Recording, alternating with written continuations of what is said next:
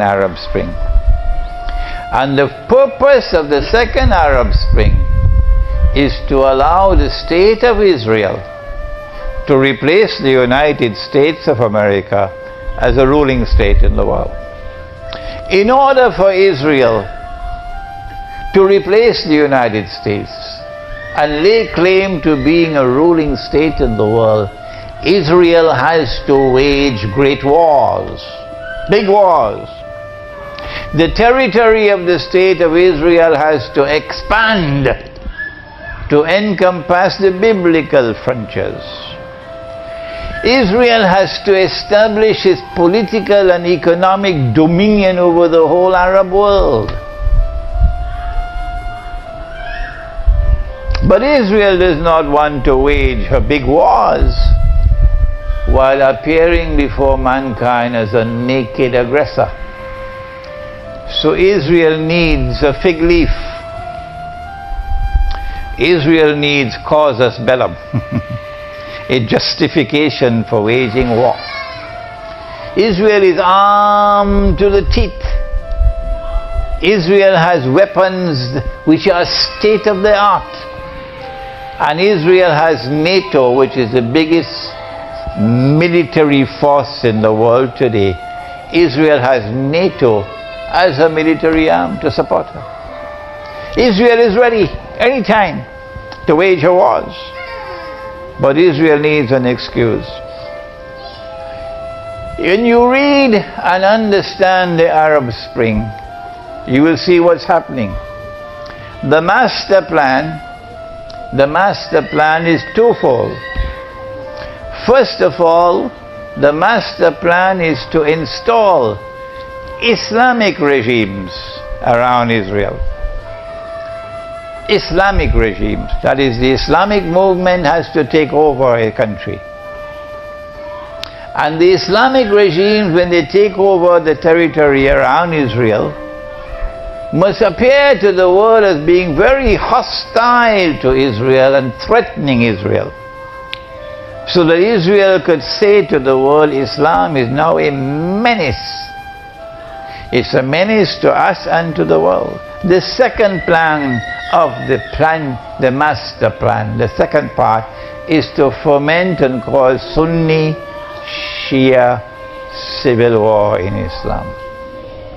So that Islam would look bad before the world. Look at them, stupid Muslims, fighting with each other. Sunni Shia civil war. The Sunni Shia civil war is on its way. And while there are Salafi who are my students and listen to me, there are others who don't.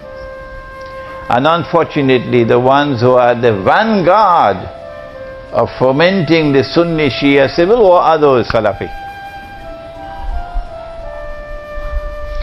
When they succeed, and it seems to me the amount of success they are having, that they may ultimately succeed in getting a ring around Israel of Salafi governments. When they succeed, Israel will then get the chance to wage a big war. What's going to be the outcome of that war? Do they know that it's going to be the destruction of the Arabs? The hadith is in Sahih Bukhari. Nabi Muhammad alayhi salatu wasalam is asleep. In fact, the hadith is repeated in Sahih Bukhari 4 times. 4 different chains of narration. So it's called a mutawatir hadith. Strongest hadith of all is mutawatir. Narrated by this companion, narrated by that one, narrated by that one, narrated by that one. Nabi Muhammad alayhi salatu wasalam is asleep at the home of his wife Zainab radiallahu ta'ala anha. And he wakes up from his sleep. He's seeing something in his sleep, and it is something terrible. And his face is flushed red. A hole has been made in the barrier, the radam, built by Zulkarnain, which was preventing Gog and Magog from entering into mankind.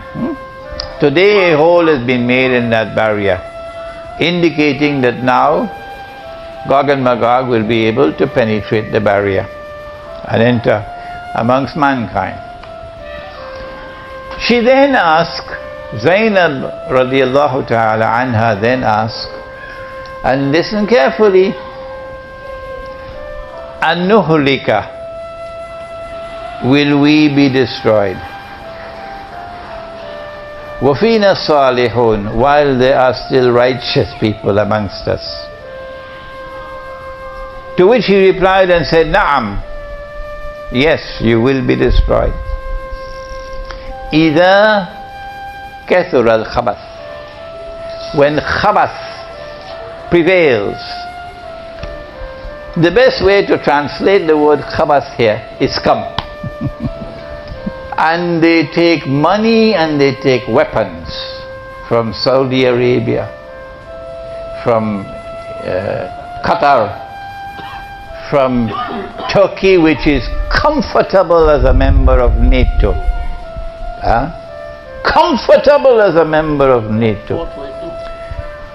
Taking weapons from NATO, which is the military arm of the Zionists, to wage their Yankee jihad in Libya. Shame on them! Shame on them! Shame on them for what they did in Libya. Does that make me a supporter of Gaddafi? What rubbish! What absolute rubbish is that? That if I condemn you for what you did, that makes me a supporter of Gaddafi?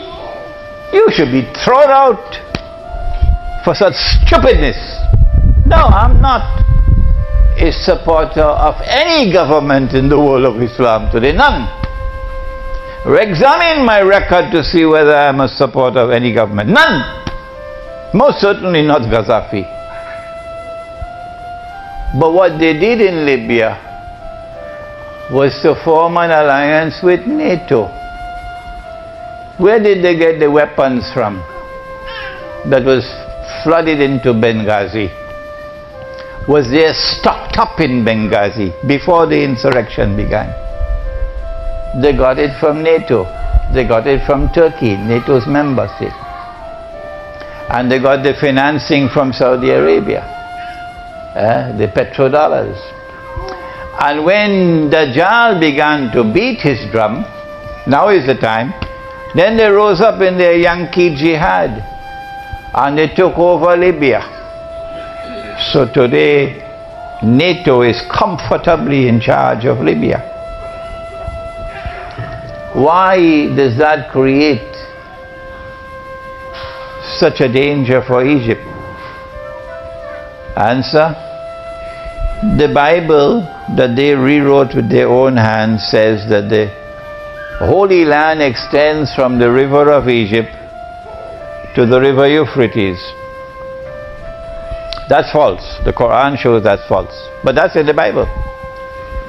So Dajjal has to cause the state of Israel to expand from the river Nile to the river Euphrates. The whole of the eastern delta of Egypt. Israel has to take it over. Israel can't take it over with aerial bombardment. No, you need a land invasion for that. But Egypt has about 80 million people. 80 million.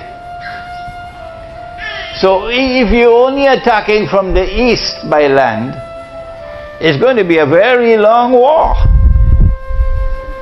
So what you have to do is to surround Egypt. So you first of all foment trouble in the Sudan.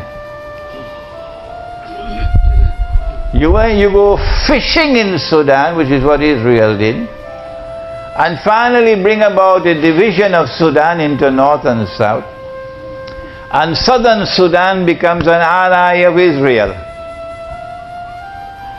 And you already have Ethiopia in your pocket as an ally of Israel. Okay, and you're going to go fishing, of course, in the waters of the Nile to prevent the river Nile from flowing into Egypt and so on. Egypt's throat being cut. So you have the makings of an attack from the south. And then NATO takes over Libya.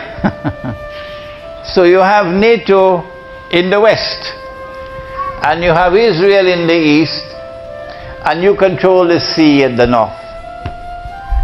And Israel is surrounded, Egypt is surrounded.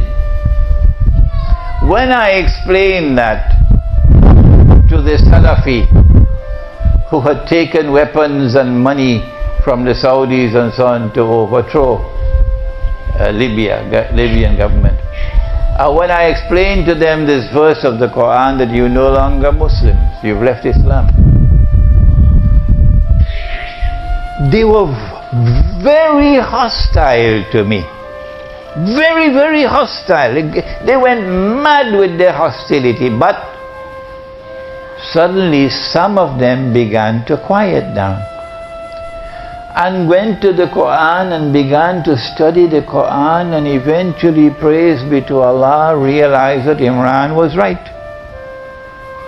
and that they were wrong in what they did.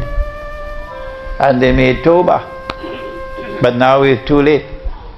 Because the minute you make Tawbah in Libya and you step out of line, they're going to hunt you down the way they hunt rabbits and exterminate you, because you become a threat to them. The same mistake which was made in Libya is now being made in Syria. It's a Yankee jihad.